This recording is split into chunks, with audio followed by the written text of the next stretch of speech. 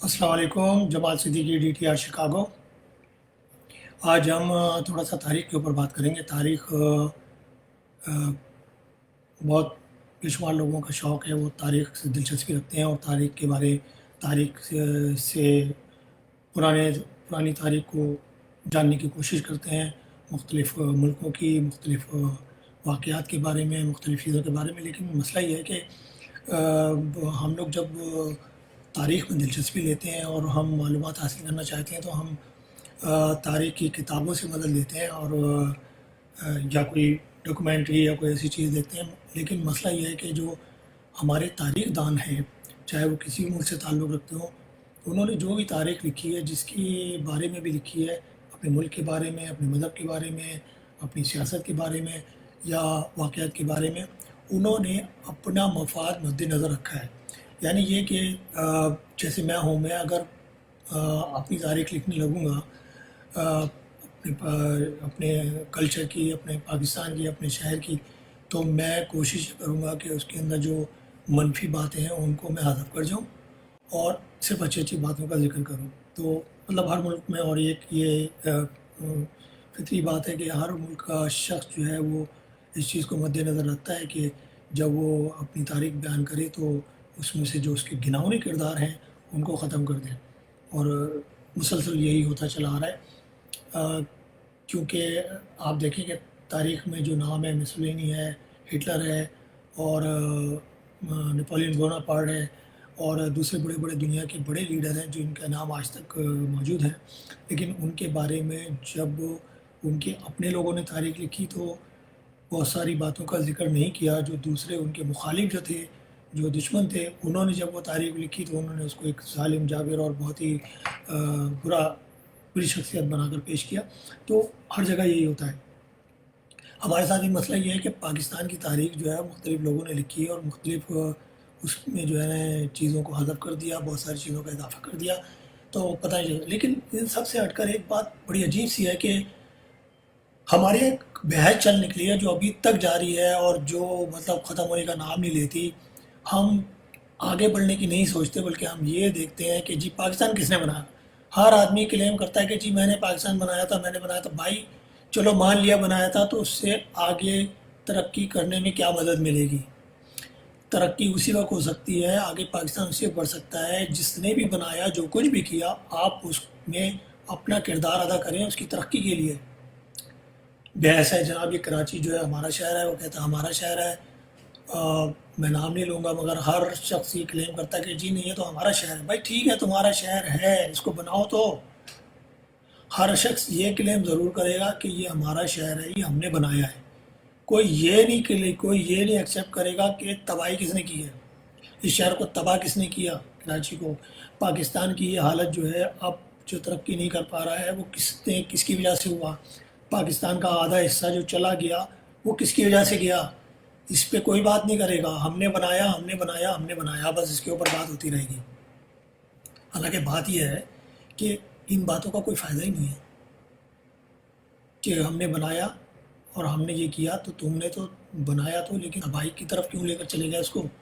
کس نے تباہ کیا یہ کوئی قبول کرنے کو تیار نہیں ہے، ہر شخص دوسرے پر الزام ڈالتا ہے۔ بھائی یہ ساری چیزیں سب بیکار ہیں۔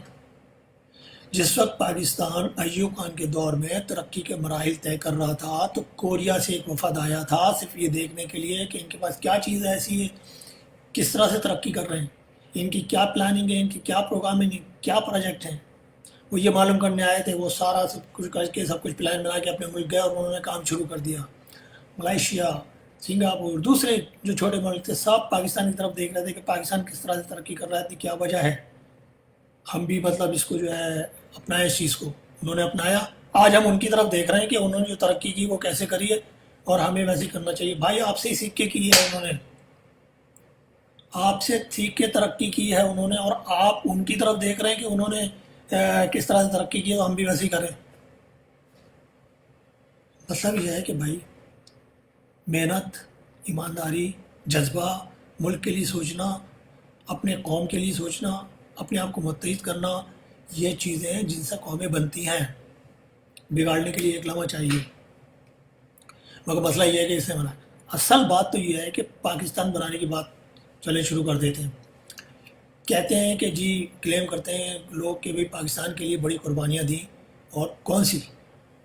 میں میں تاریخی کتابوں کی طرف نہیں جاتا، میں صرف اگر آپ کو تاریخ معلوم کرنی ہے تو آپ نے ایک کام کرنا ہے کہ آپ اس زمانے میں جو گول میز کانفرنس ہوئی تھی لندن میں، اس کی تفصیل معلوم کریں، اس وقت کے اخبارات کٹنگ دیکھیں کہ اس میں کیا باتیں ہوئی تھیں۔ معاہدہ جب ہوا تھا 1940 کا 23 مارچ، اس میں کیا کیا لکھا گیا تھا، کیا کہا گیا تھا، اس کو دیکھیں آپ۔ جب انگریز ہندوستان کو آپ لوگوں کے حوالے کر رہا تھا تو اس وقت کیا بات ہوئی تھی، اس کو چیک کریں آپ۔ قائد اعظم کی تقریریں دیکھیں، لیاقت علی خان دوسرے لوگوں کے بیانات دیکھیں، مولانا محمد علی جوہر کے بیانات دیکھیں جو اس سے پہلے تھے، ان سب کے بیانات دیکھیں تو آپ کو تاریخ کا خود بخود علم ہو جائے گا۔ پاکستان بنانے کے لیے کسی سے کوئی قتل و غارت گری، کوئی لڑائی جھگڑا نہیں ہوا تھا، یہ تاریخ گواہ ہے۔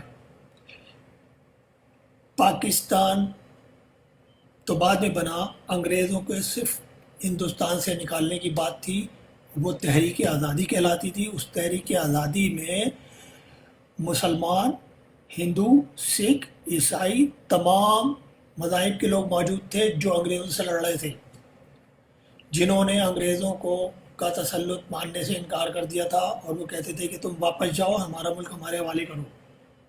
یہ انگریزوں سے جنگ تھی، انگریزوں سے، اور سب نے مل کے کی تھی، کسی ایک خاص علاقے والے نے، کسی ملک کے بندے نے، کسی خاص مذہب والے نے یا کسی خاص زبان والے نے نہیں کی تھی، سب نے مل کے کی تھی جدوجہد۔ پاکستان بننے کا مسئلہ تو اس وقت آیا تھا جب انگریز چھوڑ کر جا رہا تھا، پھر ٹیبل پر بیٹھ کر پاکستان کا مسئلہ حل ہوا تھا، زبردستی چھینا نہیں تھا، قتل و غارت گری سے نہیں لیا گیا تھا۔ یہ سب بیکار کی باتیں، یہ غلط تاریخ ہے۔ جو لوگ ہجرت کر کے ہندوستان کے علاقے میں، جو مسلمان تھے جو ہجرت کر کے پاکستان کے علاقوں میں آئے، وہ یو پی سے بھی آئے، پنجاب سے بھی آئے، اور دوسرے شہروں سے بھی آئے، سب جگہ سے۔ جن لوگوں کی خواہش تھی کہ وہ پاکستان جا کر بسیں وہ لوگ آئے، جن کی خواہش نہیں تھی وہ مسلمان پاکستان میں ہی رہے۔ اگر ان کو مار پیٹ کے وہاں سے، کچھ لوگ کہتے ہیں کہ جی مار پیٹ کے بھگایا گیا تھا ان کو تو وہاں سے، اگر مار پیٹ کے بھگایا جاتا تو وہ جو وہاں رہ گئے ہندوستان میں، وہ وہاں کیوں رہتے؟ اگر ہندوستان میں مسلمانوں کے ساتھ ظلم و قتل و غارت گری ہو رہی تھی تو جو مسلمان وہاں رہ گئے وہ وہاں کیوں رہتے؟ وہ بھی آ جاتے۔ جن کی خواہش تھی کہ پاکستان کے حصے میں جا کے رہیں وہ لوگ آئے، ہجرت کری۔ جب ہجرت کر رہے تھے اس دوران پاکستان کا اعلان ہو چکا تھا، پاکستان بنانے میں قربانی نہیں، پاکستان بنانے کے بعد جب وہ ہجرت کر کے آ رہے تھے تو لٹیروں نے، ان میں ہندو بھی تھے، ان میں سکھ بھی تھے، اور ہو سکتا ہے کچھ مسلمان بھی ہوں، کیونکہ ہم نہیں کہہ سکتے، انہوں نے ان لوگوں کے ساتھ لوٹ مار کری، ان کو لوٹا، ان کے پاس جو مال اسباب تھا وہ چھینا، جو بھی کیا۔ بہرحال جو کچھ بھی لے کر آ رہے تھے وہاں سے، جو کچھ بھی کیا، لوگوں کو قتل کیا، وہ بات کی بات ہے، پاکستان بنانے میں نہیں ہے یہ پاکستان بننے کے بعد۔ تو اپنی تاریخ کو جو ہے درست کریں، ٹھیک ہے؟ اور جس نے بھی جد و جہد کی تھی سب کو کریڈٹ ملنا چاہیے۔ سب سے زیادہ تو جد و جہد ہم تاریخ میں بھی اگر پڑھیں دیکھیں یا حالات بھی دیکھیں تو ہمیں یہ نظر آتا ہے کہ پختونستان کے علاقے میں، پختونخوا میں جو ہے انگریزوں کے ساتھ بہت زیادہ مطلب ان کے ساتھ جنگ کی گئی اور ان کو بھگایا گیا اور ان کے تسلط ماننے سے انکار کیا گیا۔ سب سے زیادہ تو جب وہاں پر ہوئی ہے، پھر پاکستان کے دوسرے علاقوں میں بھی ہوئے، وہ سب پاکستان نہیں تھے، وہ ہندوستان تھے اس وقت، اور ہندوستان میں، پورے ہندوستان میں انگریزوں کو ہٹانے کے لیے جدوجہد ہو رہی تھی۔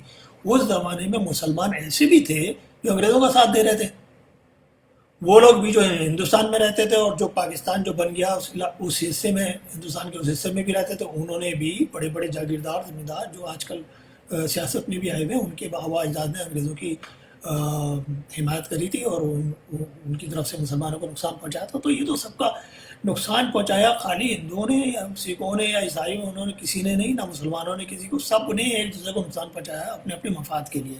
تو بھائی یہ بات رہنے دیں۔ اور اب سوچنے والی بات جو ہے وہ یہ ہے کہ بھائی آپ آگے کیسے بڑھیں گے؟ ملک پتہ نہیں کہاں سے کہاں چلے گئے، کوریا، جاپان، چین، کہاں سے کہاں پہنچے ہوئے، کیونکہ ان کے پاس کوئی علاقائی جھگڑا نہیں ہے، ان کے پاس کوئی مذہب کا جھگڑا نہیں ہے، ان کے پاس کوئی فرقے، کوئی گروہ نہیں بنے ہوئے، ان کے پاس کوئی مسلک۔ اب یہ مسلک، فرقے اور یہ اس کے جتنے بھی مطلب لیڈر ہیں، یہ مطلب کیا کر رہے ہیں؟ یہ ملک کی بات نہیں کرتے، یہ صرف یہ بات کرتے ہیں کہ جی فلانا فرقہ جو ہے، فلانا مذہب جو ہے غلط ہے، وہ یہ کر رہے ہیں، ان کو جہنم میں جائیں گے، فلانا تم نے جنت میں جانا ہے، تم یہ کرو، ایک دوسرے کو مار داڑ۔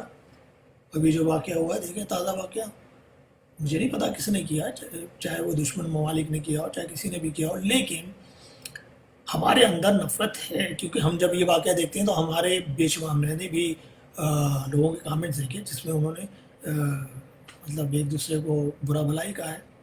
کسی نے یہ نہیں سوچا ہے کہ شاید کسی تیسرے کی طاقت کی طرف سے بھی ہو سکتا ہے یہ۔ تو ان چیزوں کو ختم کرنے کی ضرورت ہے۔ یہ چیزیں جب تک ختم نہیں ہوں گی، ہم کبھی بھی ہم بھوکے ننگے ہی رہیں گے۔ ہمارا اشر وہ ہوگا جو ہم کہتے تھے کہ بنگلہ دیشیوں کو کہتے تھے، اس سے بھی برا اشر ہونے جا رہا ہے۔ اگر ہم متحد نہیں ہوئے، اگر ہم نے اپنے آپ کو صحیح نہیں کیا، ہم نے اپنے ملک کی خاطر نہیں سوچا، تو ہمارا بھی وہی اشر ہوگا۔ اللہ حافظ۔